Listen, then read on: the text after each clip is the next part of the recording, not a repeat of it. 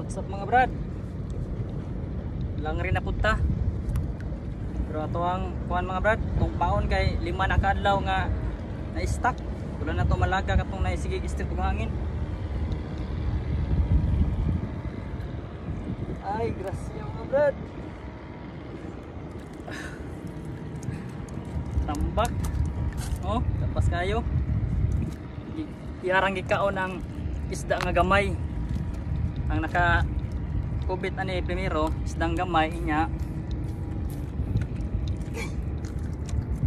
Isang gi subad ang isdang gamay. 2 kilo tambak. Thank you Lord.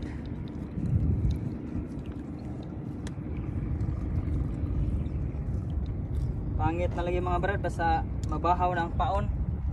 Stuck man gud harang yasinan bawa malaga. Akong yasinan makadlaw kay nabisi po ko gamay karon pa na nalagak.